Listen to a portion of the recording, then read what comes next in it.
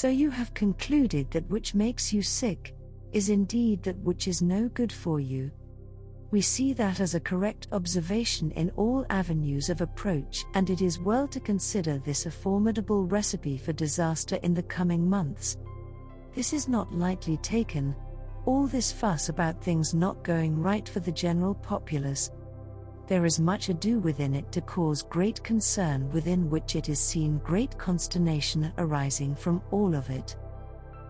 The folks in charge actually have little to do with the scope of things seen here and now. They have been supplanted by those who know no better in the long run, yet continue on with their entrepreneurial discovery mechanisms that suppose all men to be of equal benefit to all their desires, and we say in fact, this is not the only thing that is furthest from the truth as we see it.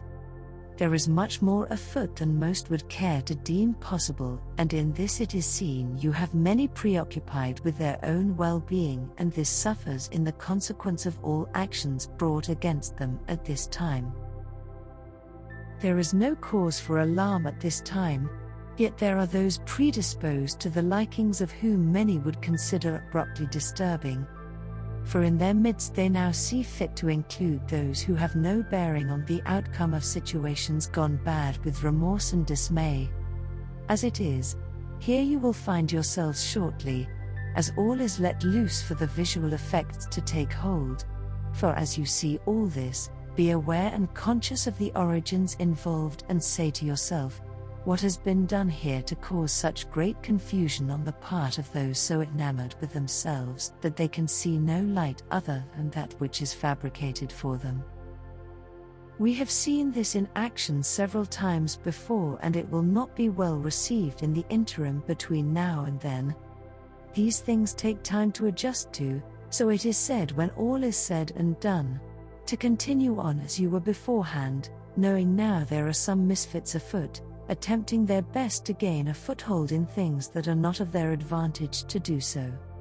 In like ways it is seen also, these folks have little to gain overall, yet continue on with all they have to disturb a population with nonsense and chicanery that serves no one well.